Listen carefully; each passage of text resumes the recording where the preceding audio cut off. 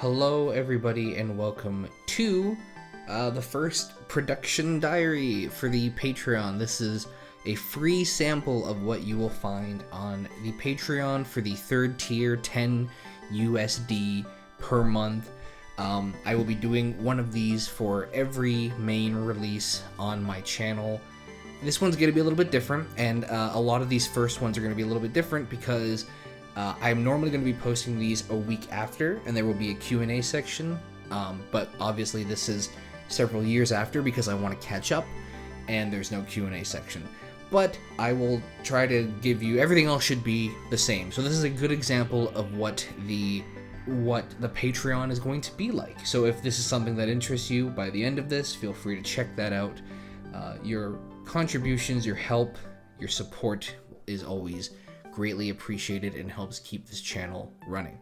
That being said, let's talk about the Clicker Games video. I cannot understate my love-hate relationship for this video. Man, I think on a technical standpoint, I think it's the worst thing I've ever done. I think the title is very good and catchy, and I think that I broke down the mechanics in a very good way. But I don't think this is a good video. It would look so different if I did it today. It would probably not do as well, but I would be happier with it, ironically. But yeah, this video, watching it back is hard for me, to be honest with you. It just hit 900k views at the time of recording this. But it feels weird to watch it right back. It doesn't even feel like me. Like I always, when I watch anything that has that's this old that has me in it, it's like no, that's not me. I could never make something like this.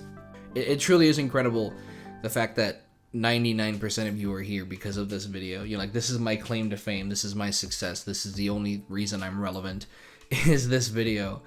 But yeah, you know, it took on a life of its own. It kind of got a little bit crazy. And, you know, looking back on it, I would have done things differently, which we'll get into.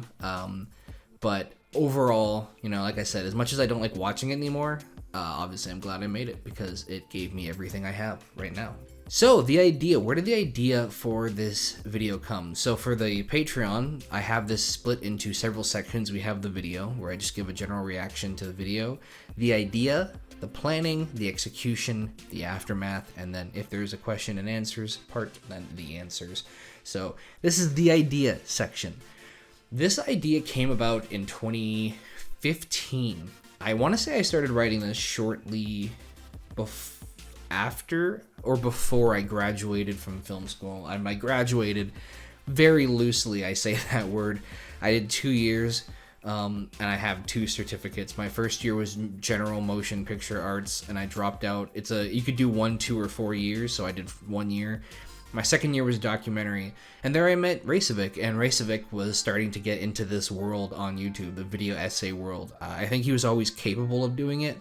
I don't know why he waited so long, because he could have been pretty big a long time ago, but the timing was just right on that one. So, you know, watching him was like, maybe I could apply my documentary skills to this, because I truthfully didn't know what I wanted to do in terms of content creation. At this point, I was still like very deep into a Let's Play channel, which wasn't working, but I knew it wasn't working, and I was insisting on doing it anyways. I was very stubborn about live streaming. I had people be like, why don't you stream? And I was like, no one wants to watch me stream. Kind of sucks, because had I started in, 6 years ago, that would have been cool. But anyways, so the idea just came from, there's a clip in this video of me and my friend Gundam Fang arguing, and it was because we had made like a Let's Play where I think we were just playing Clicker Heroes or something, and so that kind of inspired me to make this video, because I realized I had sunk like a lot of hours of my life. Like obviously, I think Steam, let me check right now. I think Steam for Clicker Heroes says that I have played, and I know this is actually not even the true number. It says I played 7,600 hours. That's probably more, because I played on browser for a little bit after as well. So I would guess that's probably close to like 8,500 hours. And not all of those were active, but hot damn, a lot of those were active. You know, I guess it felt like a way to justify all that time that I had spent. I don't want to say wasted, because I had fun in the moment, and obviously it's not wasted if you get 900k views on YouTube. But it was definitely a lot of time invested in there, and time I should have been sleeping. So a little bit of regret with that. But that's where the idea came from, you know. Every time I told people I played these games, no one really understood. No one really seemed to be like, I don't get it. Like, what? Why do you play those games? What a waste of time. You've got like 3 on your phone, and you've got like 10 on your browser at all time. And I was like, people play these games. People really, really like these games. I'm not the only one, I swear. And so I started writing the script in 2015. And a lot of it is very similar to what you see in the video, which is unfortunate, because there are some sections that very clearly needed to be rewritten. The Clicker Hero one specifically really needed to be rewritten, and I didn't. But a lot of it was like 2015, so I was 19 years old. I had just gotten out of university. For context, I'm 26 now. So I wrote this when I was 19, and I narrated this when I was 22, I think. It sat for 3... Well, no, it came out in 2019, so 22, 23 by the time I actually released it. A lot of it did get rewritten, but not enough of it. I should have like torn it down completely, but I wanted to save the structure that I already had. I was like attached to it. And, you know, this basically, this was going to be my first YouTube video. I came back to it in 2018. It was something I always wanted to do, but I was so focused, like I said, on this failing Let's Play channel. I don't know why. Looking back now, I have a lot of regrets when it comes to that channel, but I learned a lot from it, so it's hard to regret it entirely, because I know that the things that I learned carry over today. Mainly the editing. I learned so much about editing efficiency while doing that, so it was very, very...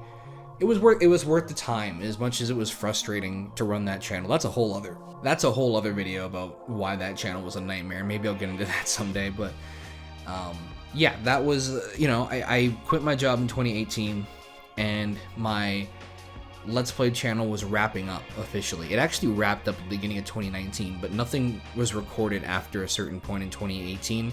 Everything for that channel was already like 3 years old at that point, and I was just like, well, I don't want to waste it. Eventually I saved some of the stuff. I put it on Jafferdub, which is now Reality Escape Plays, youtube.com/Reality Escape Plays. So some of it is like Let's Play style, some of it is Twitch highlights, and we still have a lot of stuff coming. It's all been filmed in the last 2 or 3 years. It's not as old as that, but there's some things on that channel that are, I would say, fairly old, like probably 2015, 2016 recorded, that are still on that channel. So that were originally intended for my first Let's Play channel, but then I rebooted Reality Escape Plays when Racevic said he would play A Way Out with me. So that was a fun experience. So yeah, that was the idea. You know, 2018, I didn't really know what I was doing. I wanted to take a gap year and just figure out what I was doing with my life, because I wasn't happy at my old job, and I was mentally in a bad place because of it. So I quit, and I was like, all right, well, let's just see what I can do with a year off. You know, YouTube was something I was doing, but I don't think I was trying to do it to get monetized. You know, I don't think there was ever a point where I was like, yeah, I want to get monetized. It wasn't until I was well into this video that I was like, if I can make $1 in a year, then I'll keep going for another year. You know, like if I can make 1 cent or $1 to say that I've made money from YouTube at one point in my life, then I'll keep going and see how much I can build off that. You know, I had no idea that in 2021 I would have a very good, successful editing job, and then I would quit that job and then have a decently successful YouTube channel with over 2 million views. This is obviously, you know, I was not prepared for what would happen, but that was the idea, you know. And so the planning of this, I mean, between the writing, the editing, and the voiceover, this video probably took me 5-6 months. Like, I probably started in the summer, and I probably worked on it up until the day before the video came out. I don't know if that was the right decision. I probably should have gotten it out a lot sooner. But, you know, I was learning a lot about this game. I was rewriting stuff. I probably did the voiceover like 15 times, because I still do that now. It's a really bad problem I have. So, yeah. So the writing, as I mentioned before, the writing was mostly done in 2015. I really do kind of regret not rewriting more. The Clicker Hero section and the cookie clicker section were very out of date. The cookie clicker one was so out of date that by the time I was reading it, the thing is, I had stopped playing most of these games by the time this video came out. So I was reading things that I didn't even understand anymore, and that was a big problem because I had to like go back and try to find these systems in the game, and then like my saves were all gone, so I had to like figure out what the heck I was doing. It wasn't very good. You know, in hindsight, I should have taken more time somehow, but you know, everything happens for a reason. I think there are some weaker sections.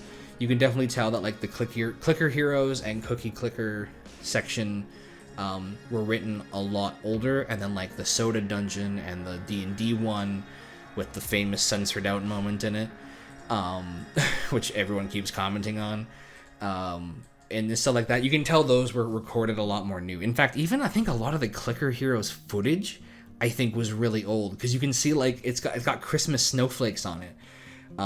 So you might have thought that was Christmas from like, oh no, it had Christmas on it because I had to reshoot a bunch of it because the old footage was like so old with whatever I was recording with, it like didn't hold up anymore and it looked weird, and I didn't have footage to explain what I was doing. So I kind of hate that. Like I think the soda dungeon one has that too, where you can see like the Christmas stuff because I just recorded it in December, but that's kind of just the nature of these things sometimes. As for that, I didn't cut out any sections, actually. I didn't remove any games that I had initially put in. I probably should have. I probably went on too long. Actually, the guy that made Fidget Spinner Idol or something, he actually messaged me on Reddit and was like, hey, that's my game. It was kind of funny to hear you like crap on it. And I'm like, oh, I'm sorry. He's like, nah, don't be. It was an awful game. But I still felt I felt really bad for it. And that changed a lot of how I approach these videos of like, okay, well, we can make videos praising mechanics without slandering others.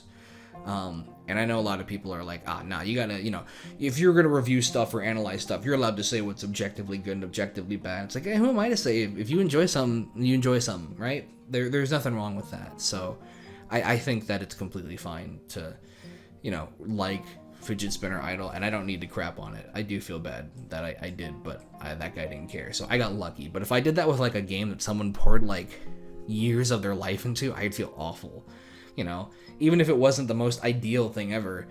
I have conflicts about it. That's why that's why I don't consider myself a reviewer. I'll give you my thoughts on things, but I'll never like rank things. I'll never give it like a grading or something like that. So once the planning happened, we got to the execution. And man, I still remember being like just so sweaty trying to do that voiceover. It was like December and I'm like sweating. Oh no, I probably was like October at this point because I probably recorded it like 2 months in advance. I was sweating, I was nervous, I was shaking. I did like so many takes because it was my first time doing voiceover. I had never read a script before, you know. Everything I did was live or improv. Which is, you know, a really pretentious way to say I did Let's Plays. So to do a voiceover like that, it was the first time. And, you know, I know what Raycevic sounds like in real life, and then I know what he sounds like narrating, and they sound nothing alike. And I was like, what's my narration style going to sound like? It was nerve-wracking. It was terrifying. It was a little scary because you don't know what your narration style is going to be like. There's this video, actually, I don't even know when it came out. I should look that up. There's a video by an account called Will Loves Video Games. Yeah, it was way before. Okay. August 6, 2016. And it's called Will Loves Video Games, and he did a video called Elder Scrolls 4 Oblivion Retrospective. And I really like the video. It's like 5 hours long. I've watched it multiple times, but he talks with a very specific narration style, and I could hear him like getting tired of having to speak like that. And I was like, okay, I need to do this as natural as possible. It didn't work. It wasn't very natural at all. But, you know, people would watch the video who knew me in real life and be like, that's not you. That doesn't sound like you. What is that? I don't get it. And I agree, you know. I just watched it back before recording this and like, damn, that does not sound like me at all. I think my narration style has changed a little bit. I think I sound less excited. I don't know. Maybe that's something you can tell me in the comments of this unlisted YouTube exclusive. As for editing, it was a lot of the same, you know. The documentary editing really helped me, like documentary as in my film class, really helped me understand how to organize footage properly. And thank God for that, because I had a lot, because there's so many different games. And I was just like, I was so overwhelmed when I realized how many things I was talking about and how many things I'd have to show on screen, you know. So it was, for the most part, the editing, it felt good. Like, it felt fun. It was, I do a lot of highlight editing, and it's not always fun. Sometimes it's very repetitive, especially when you're editing yourself, because you know what's about to happen and you have to listen to your own voice, and no one likes listening to their own voice. And so doing the highlights, it's very repetitive if you're experiencing it for the third or fourth time. But when you're doing something like this is when you first feel that magic. You feel everything coming together, and it feels so cool. Like, this is my favorite part of the video process and anything. And you know, I took way too long editing this video, because I just, like, I would see a section, I'm like, no, redoing that. I would see another section, no, I'm gonna redo that. And I was having so much fun. What I should have been doing was working on the next video, because I didn't have anything ready after this one, you know. But I just kept redoing this one over and over and over again, and I was having fun, and I was learning. And I think editing style, I mean, it's okay. It's not amazing, but I don't think it's my worst work.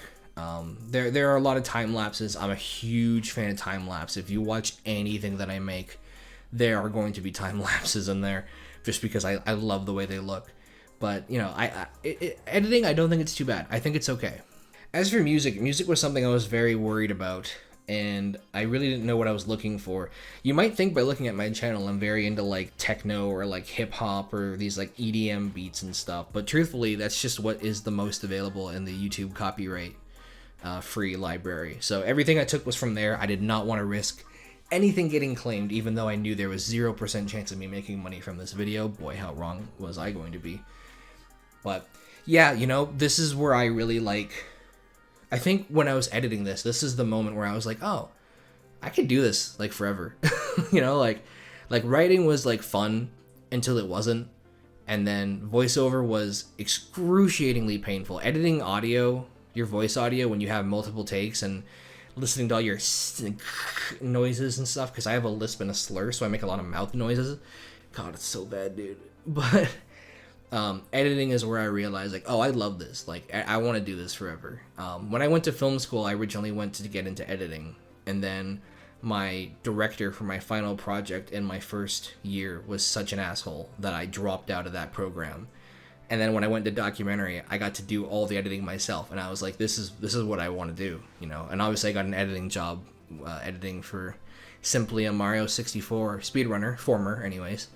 So editing has always been something I felt very comfortable with. And, you know, like I said, I wasted a lot of time on these Let's Plays, but those Let's Plays got me the experience I needed, because now I'm so fast and efficient with my edits that, you know, if you give me an hour VOD and you want a 15-minute highlight clip, I can get that for you in 2 hours. That's one of the main reasons I got hired in the first place with Simply, is he did a trial. He handed out everything on Thursday morning, and the deadline was Sunday night, and I had it to him in less than 5 hours. And he was impressed, because he wanted someone fast and efficient, and I filled that in. Wasn't technically the best editor who applied, but I was fast, efficient, and easy to work with. And if you're looking to get into any kind of editing stuff, efficiency is your biggest key, because there is a lot of editing you have to do. The aftermath. Boy, wasn't expecting this one. I posted the video on Reddit. I simply posted the video on Reddit, not really knowing what to expect. And in fact, had I had the opportunity to go back, I would have probably done it a little bit differently. I titled it, I made a video trying to explain the appeal of idle games to a non-idle game player. Tell me how I did. Now, first off, that is not what I was trying to do. It wasn't really meant for non-idle player games. And a lot of people pointed out that I had no idea what my audience was. And that's still true. I still don't know who my audience is for these videos. If you ask me, I would probably say people who are vaguely interested in game design and meaningful gaming and story, but I really don't know who my audience is or what these are for. I think they're just for people who are like me, who just like talking and listening about games and stuff. So that was one thing. Reddit was very, very nice. A lot of people were pretty happy with it. A lot of people commented like, hey, I'm wanting to be a developer and I really like this video because this is going to help me in my game, which is really cool.